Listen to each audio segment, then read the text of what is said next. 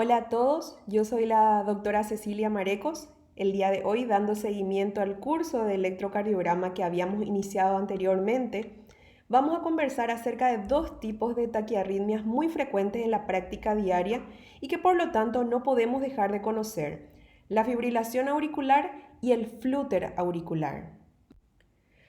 Empezamos diciendo que las taquiarritmias hacen referencia a ritmos rápidos, superiores a los 100 latidos por minuto. Cuando estamos frente a una taquiarritmia, nos conviene tener una secuencia para una orientación rápida. Estos son 3 pasos sencillos que nos pueden ayudar. Fijarnos primeramente en la anchura del QRS, pudiendo ser un QRS ancho o un QRS estrecho, el ritmo, pudiendo ser regular o irregular, y la posición y morfología de las ondas P. Traje esta clasificación porque es una clasificación que me parece bastante práctica.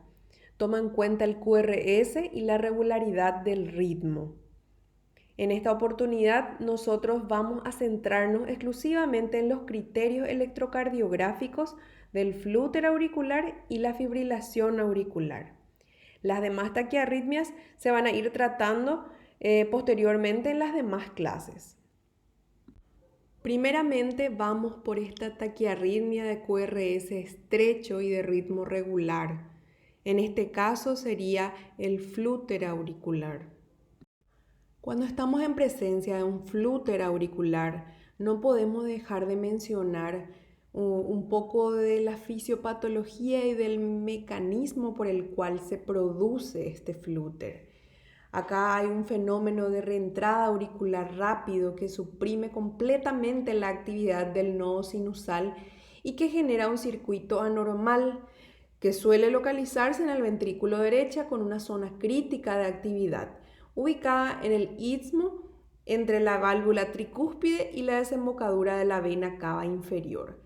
De ahí que solemos escuchar el circuito dependiente del istmo cavo-tricuspideo. En cuanto al electrocardiograma, ¿cuáles son sus características? Y son estas.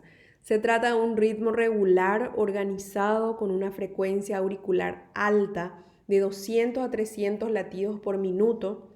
Estas ondas auriculares en general son en dientes de sierra, que se llaman ondas F, que es una de las principales características del flúter auricular. No se encuentra una línea isoeléctrica entre las ondas F. ¿Y dónde vamos a ir a buscar las ondas F? En las derivaciones de 2, de 3 y ABF. La frecuencia ventricular es alrededor de 150 latidos por minuto en la mayoría de los casos, debido a que existe un bloqueo AB fijo. Acá tenemos un pequeño ejemplo donde vemos la regularidad del QRS, la frecuencia auricular, que es bastante alta, que sería 300 latidos auriculares por minuto, el característico diente en sierra, que no tenemos la línea isoeléctrica, la frecuencia ventricular, que en este caso tendríamos con un bloqueo AB fijo. Vimos el flúter auricular con conducción AB fija, que da resultado un QRS regular. También tenemos el flúter auricular con conducción AB variable, que se caracteriza por tener un ritmo ventricular irregular, pero con las ondas auriculares características en dientes de sierra, que se ven en las mismas derivaciones de 2, de 3 y ABF. Existe un bloqueo AB variable, por ejemplo, un 2-1 seguido de un 3-1 y de nuevo un 2-1. Y así el ritmo. Esto se debe generalmente a la misma variabilidad de la conducción AB. O bien también puede existir un bloqueo AB tipo Wenckebach por enfermedad del nodo o por toma de fármacos antiarrítmicos. En general suele ocurrir con los digitálicos, los beta bloqueantes y los calcio antagonistas. En esta imagen vemos la irregularidad del QRS, que muestra la variabilidad de la conducción AB. Este es un ejemplo de flúter auricular. donde queremos recalcar nuevamente qué es lo que debemos ir a mirar. Primeramente, la frecuencia auricular, que es bastante alta, como habíamos dicho, el ritmo pudiendo ser regular o variable, las ondas en diente de sierra, el PR que no se puede distinguir y el QRS que es un QRS estrecho, menor a 0,12 segundos. En cuanto a la clasificación del flúter auricular, existen variaciones de la nomenclatura de acuerdo al texto que tomemos. En este caso, esta clasificación yo traje del Vélez, que me pareció sencilla. En el tipo 1, que es la más frecuente, el 2/3 de los casos son de tipo 1, que es el común o típico que se produce por una macroentrada en la aurícula derecha en sentido antihorario. Es lo importante, que esto es en sentido antihorario. La frecuencia auricular es de 250 a 350 latidos por minuto y las ondas F tienen una polaridad negativa en las derivaciones donde tenemos que mirarlas, que son de 2, de 3 y ABF. En el tipo 2 no existe esta morfología típica. La frecuencia auricular es mucho más alta, 350, 450 incluso latidos por minuto. La onda F tiene una polaridad positiva en las derivaciones 2, 3 y ABF. Y la macroentrada se realiza en la aurícula derecha en sentido horario, como muestra nuestro dibujito que trajimos de ejemplo. Acá vamos con los ejemplos. Este electrocardiograma muestra un flúter auricular donde vamos a ir a buscar los dientes en sierra, que son característicos del flúter auricular en las derivaciones de 2, de 3 y ABF. Vemos también la conducción fija que tiene el nódulo AB, que hace que tengamos un ritmo regular. También encontramos que las ondas F tienen una polaridad negativa, así es que decimos que este flúter auricular es un flúter auricular típico que tiene una rotación de sentido antihorario. El siguiente ejemplo es también un electrocardiograma que muestra un flúter auricular donde vemos ya la conducción variable del nodo AB. Otro ejemplo más para mirar y fijar la imagen para entonces poder reconocerla cuando estamos frente a ella. Y por último, esta imagen corresponde a un flúter auricular atípico. En general no solemos encontrar muchos ejemplos de flúter auricular atípico porque es infrecuente.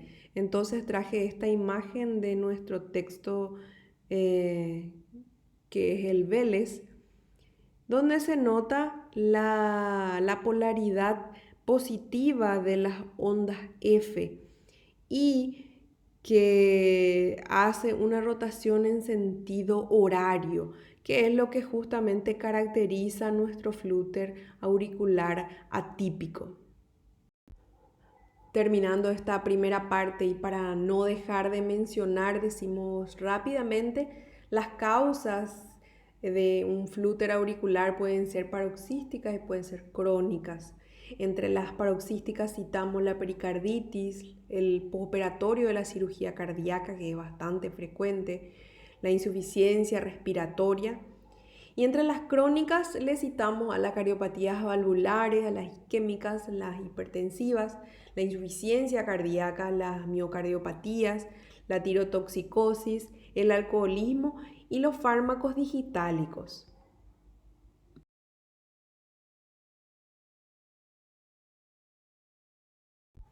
Bien, vamos ahora por esta otra taquiarritmia. En este caso, el QRS es estrecho, pero de ritmo irregular. Hablamos de la fibrilación auricular. ¿Y qué es lo que ocurre en la fibrilación auricular? Aquí se producen múltiples circuitos de reentrada auricular que suprimen completamente el nodo sinusal, generando así una actividad eléctrica caótica. Y entonces, ¿qué es lo que vamos a ir a buscar en la fibrilación auricular? Estas son sus características electrocardiográficas. Vamos a encontrar una actividad auricular completamente irregular. La frecuencia auricular es bastante alta, 350 a 600 latidos por minuto. No se distinguen las ondas P, sino que las ondas son llamadas ondas F. No existe una línea isoeléctrica, la línea basal oscila y el intervalo RR es irregular. En cuanto al ritmo ventricular, varía de 50 a 200 latidos por minuto. ¿Por qué? Porque la mayoría de los impulsos fibrilatorios no se propagan por el periodo refractario largo que tienen. ¿Dónde buscamos las ondas F? Y en general son más visibles en las derivaciones B1 y B2, donde se puede constatar la irregularidad y también la morfología variable que tienen. Según la amplitud de la onda F podemos diferenciar dos patrones, un patrón fino y un patrón grueso. El patrón fino con una amplitud menor a 1 milímetro y el patrón grueso con una amplitud mayor a 1 milímetro. Ahora vamos por los ejemplos. Acá varias imágenes de electrocardiogramas que muestran la fibrilación auricular, donde no constatamos las ondas P y vemos que el ritmo es totalmente irregular, no tienen un patrón. Este también es otro ejemplo de fibrilación auricular. Vemos en este electrocardiograma las características principales de la fibrilación auricular, que son la ausencia de la onda P, no se puede objetivar la onda P, y vemos también que el QRS tiene un ritmo bastante irregular, no tiene un patrón realmente. Una imagen más de lo mismo para ir fijando la imagen y poder reconocerla cuando tengamos la oportunidad. Y finalmente, esta imagen que también traje de nuestro texto, que corresponde a una fibrilación auricular, donde va diferenciando el patrón fino del patrón grueso, ¿verdad? Que habíamos conversado que tenía que ver con la amplitud de las ondas F, cuyo valor límite era 1 milímetro. Y como hicimos anteriormente, vamos a mencionar rápidamente las causas de fibrilación auricular que comparte con el flúter auricular, ¿verdad? La hipertensión arterial, la cardiopatía isquémica, las miocardiopatías, las valvulares, la tirotoxicosis, la enfermedad del seno, las congénitas, el postoperatorio de cirugía cardíaca, la pericarditis, los tumores, el alcoholismo, los pacientes que tienen EPOC, una alteración del sistema nervioso y también se describe esta FA aislada. Acá este otro gráfico muestra la FA de reciente diagnóstico cuando decimos que es menor a 48 horas de la aparición. Posteriormente hablamos de FA paroxística si es que la duración de la FA es menor a 7 días. Al cabo de que pasa este tiempo, entonces hablamos ya de una FA persistente.